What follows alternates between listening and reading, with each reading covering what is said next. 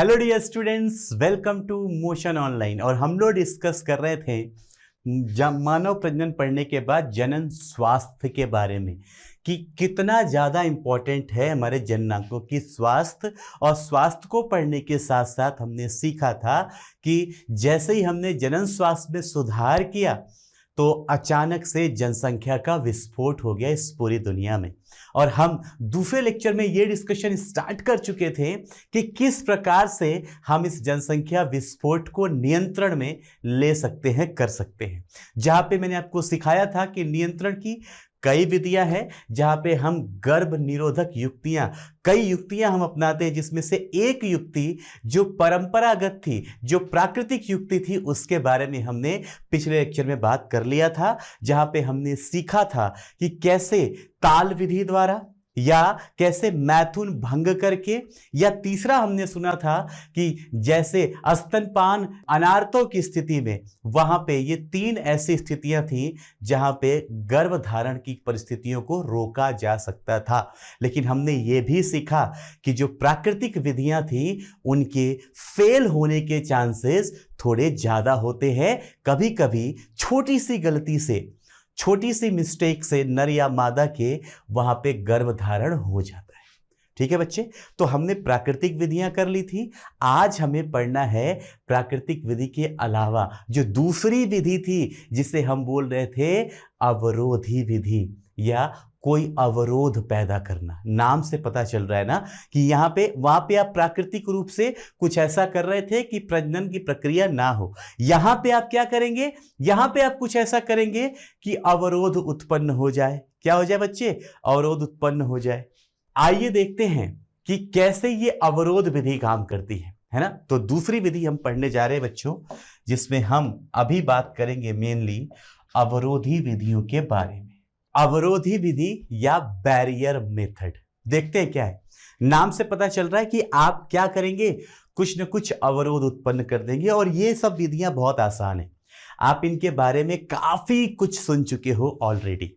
ठीक है, तो मैं बस नाम लेता जाऊंगा, थोड़ा थोड़ा सामान्य सामान्य सा परिचय देता जाऊंगा और हम लोग फटाफट ये हिस्सा कर लेंगे, क्योंकि आपके चैप्टर में इसके ऊपर बहुत विशेष, बहुत ज्यादा कुछ नहीं दिया है। जिनके बारे में जितना दिया है उतना मैं सिखाऊंगा, है ना बच्चे। जैसे जब भी हम बात करते हैं अवरोधी विधियों की, तो अवरोधी विधियां बहुत सारी हैं।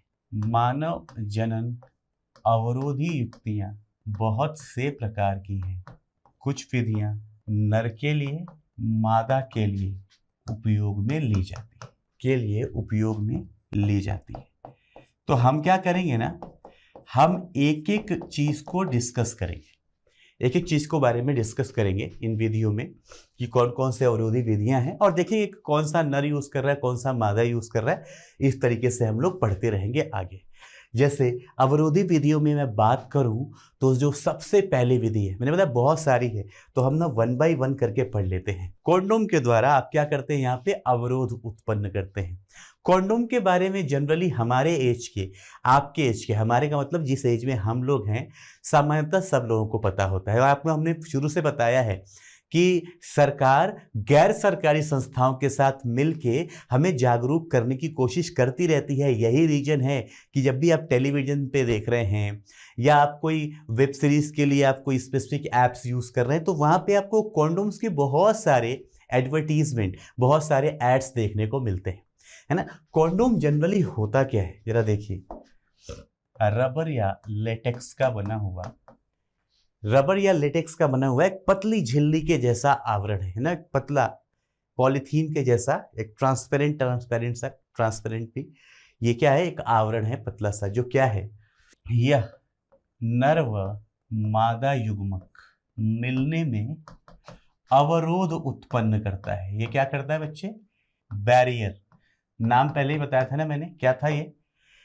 अवरोधी विधियां, बैरियर मेथड। तो इसमें हम सबसे पहले क्या पढ़ रहे हैं, कॉन्डोम्स के बारे में ना। ये अगर मैं संरचना बनाऊं तो आपकी पुस्तक में इसकी संरचना भी बनी हुई है।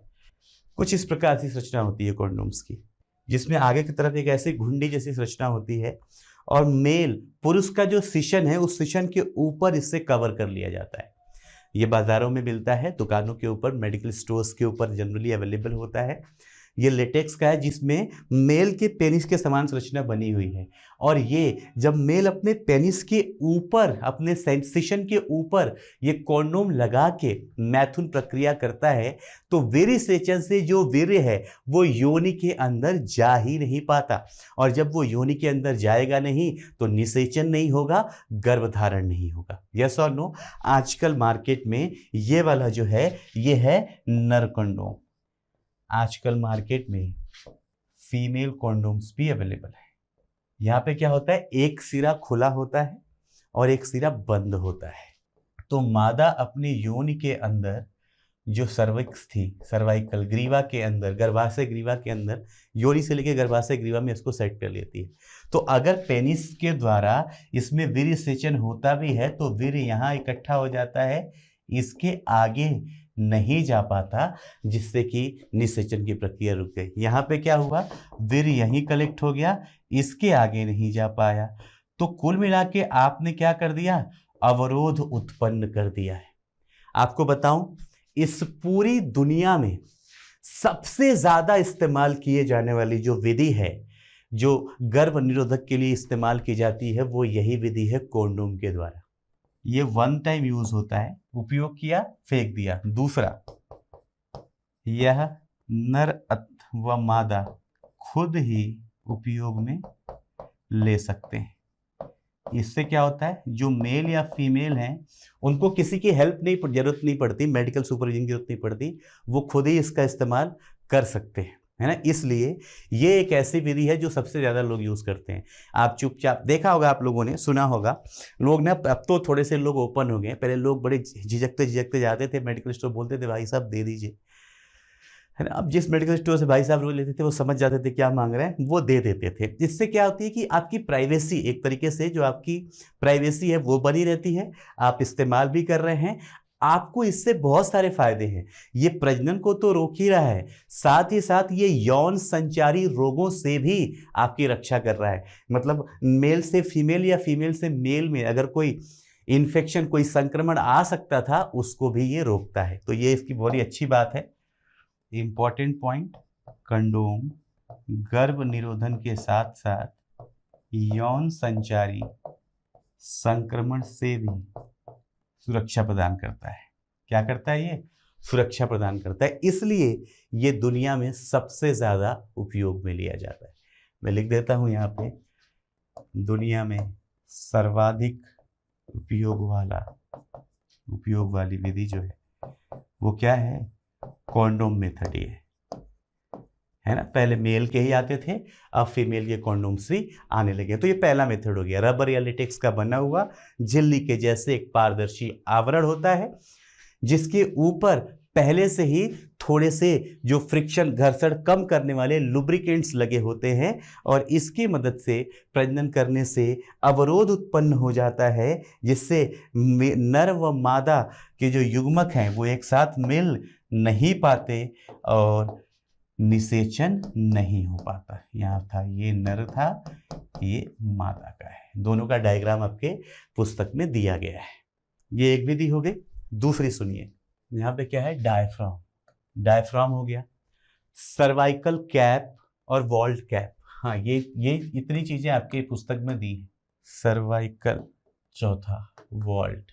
डायफ्राम जो है कुछ इस तरीके से एक वलयी संरचना है जो मादा योनि में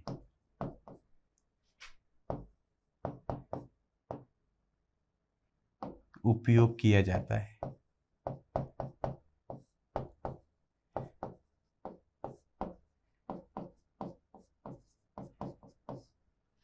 मादा की योनि के अंदर इसको फिट कर दिया जाता है। ऐसा लिख रहा है आपको, कटोरी सा दिख रहा है, खाली जगह, ये अंदर वैकेंट स्पेस है। जब ह्यूमन स्पर्म इजैकुलेट करता है तो वो स्पर्म इसके अंदर रह जाते हैं। यहाँ पे ये योनि द्वार से आगे की तरफ, मतलब गर्भाशय ग्रीवा से आगे गर्भाशय के अंदर जाएंगे, तब जाके ये जाएंगे फेलोपियन नलिका में। यस और नो? अंडवाहिनी के अंदर, वहां तक जा ही नहीं पाते, यहीं पे निपट गए। तो ये हो गई वलयी संरचना, जिसे हमने क्या बोल दिया? डायफ्राम। दूसरा बोल रहे हैं सर्वाइकल कैप, इसका भी फोटो आपके एनसीईआरटी में दे रखा है।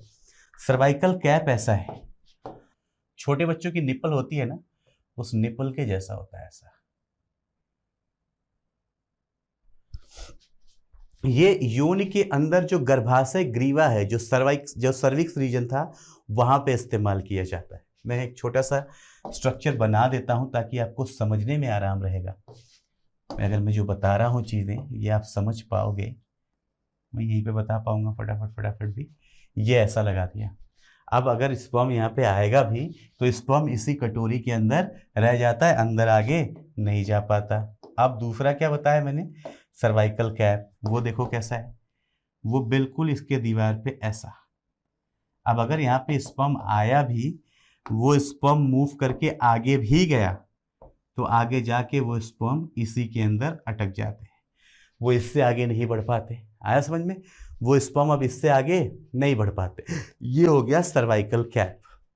वॉल्ट, वॉल्ट भी सर्विक्स के ऊपर ही लगने वाली एक छोटी सी, ये छोटी मतलब जैसे ये थोड़ी बड़ी है। वॉल्ट का डायग्राम आपके बुक में दिया है शायद, आइडिया नहीं, चलो मैं बना ही देता हूँ। जैसा ये है ना डायफ्राम, वैसा ही है, बस ये डायफ्राम ये वाला जो था वो योनि में लगाते हैं, और ये जो है ये लगाते हैं ये भी ग्रीवा नलिका में, सर्विक्स के अंदर। अब आप समझ रहे हैं, ये तीनों ऐसे ओपन स्पेस हैं, यहां से स्पर्म आएगा, स्पर्म आता है और स्पर्म इसके अंदर ही फंस के रह जाता है, स्पर्म आगे जा ही नहीं पाता।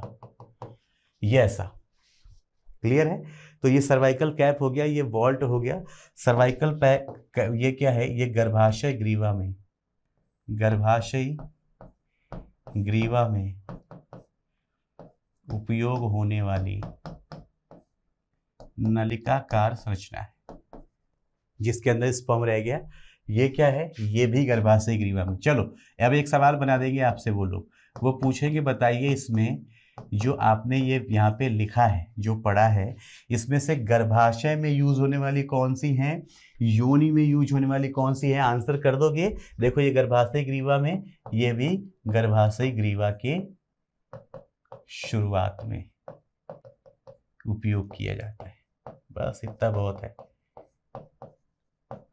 क्योंकि आपसे बस नाम पूछा जाएगा कि कौन कौन से अवरोधी विधियां हैं, कौन कहाँ पे इस्तेमाल होता है, ये भी मैंने बता दिया। ये गर्भाशय ग्रीवा, ये गर्भाशय ग्रीवा, ये योनि, एक सेकेंड खुद ही दिख जाए, ये योनि में, ये गर्भाशय ग्रीवा में, ये भी कहाँ पे, गर्भाशय ग्रीवा के अंदर इस्तेमाल किया जाता है। क्लियर। और सुनिए यहाँ पे, ये भी क्या है,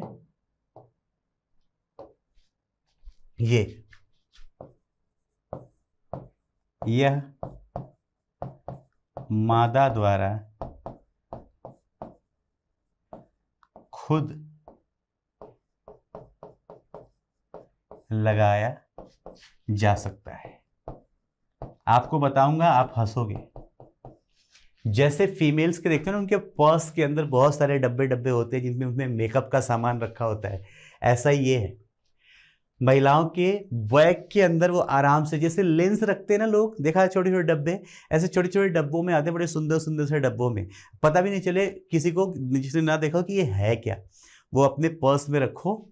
वहां से जब आप मैथुन प्रक्रिया कर रहे हो और आप चाहते हो कि सगर्भता ना हो, गर्भ निरोधक पे जो सगर्भता की संभावना कम हो जाए, गर्भ निरोधन करना चाहते हो, तो आप इनको इस्तेमाल करिए, आपको इसके लिए भी कहीं पे किसी डॉक्टर के पास, नर्स के पास नहीं जाना है, ये भी आप घर पे खुद ही लगा सकते हैं। तो मादा के द्वारा ये खुद लगाया जाता है। और सुनिए दूसरा, इसके अंदर जो है ना, ये तीनों diaphragm, cervical cap and vault, इनके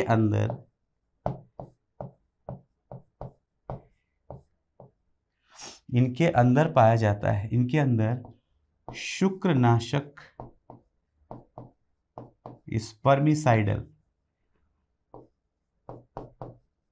फोम या जेली उपयोग किया जाता है। मतलब इसके अंदर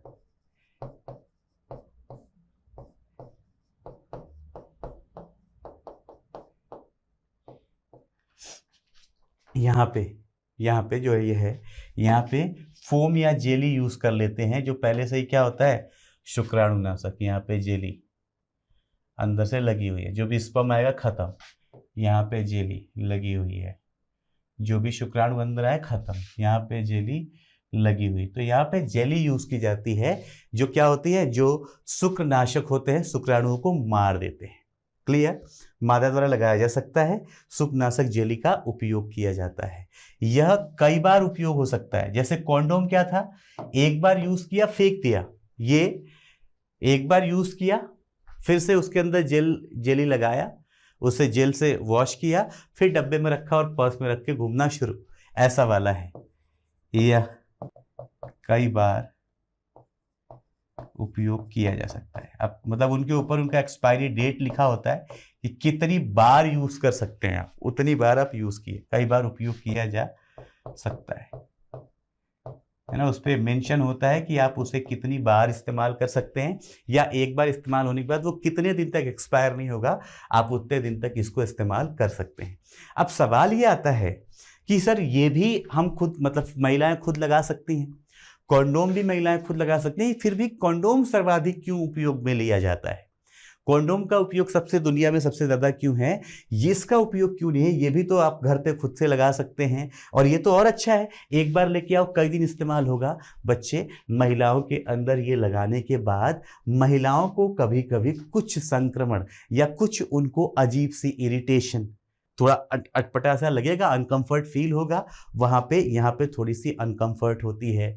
कभी कभी इन सब चीज़ों के इस्तेमाल से कुछ महिलाओं का जो मासिक धर्म है वो अनियमित हो जाता है ना। इनसे कुछ कभी कभी उनको क्या होती है, कुछ साइड इफ़ेक्ट्स दिखाई देते हैं, कुछ पार्श्व प्रभाव दिखाई देते हैं। इसलिए ये सेल्फ यूज़ होने वाले हो के भी वो खुद यूज़ कर सकते हैं, खुद लगा सकते हैं, फिर भी इसका इस्तेमाल कम किया जाता है। अवरोधी विधियों में अगली क्या है, अंतः गर्भाशयी युक्तियां, इंट्रा यूटराइन डिवाइसेस, इसीलिए इसे शॉर्ट में IUDs बोला जाता है। क्या बोला जाता है बच्चों, इन्हें IUDs बोला जाता है, इंट्रा यूटराइन डिवाइसेस। सामान्य रूप से बच्चों ये युक्तियां प्लास्टिक या धातु अथवा कभी कभी दोनों के संयोजन से बनाई जाती है। क्या बोल रहे हैं, कभी ये प्लास्टिक की बनाई जाती है, कभी धातु की बनाई जाती है, कभी दोनों के संयोजन से बनाई जाती है। काम क्या है इनका भी, यह युक्तियां नर व मादा युग्मक के मिलने में ये भी क्या पैदा करती है बेटा, अवरोध उत्पन्न करती हैं।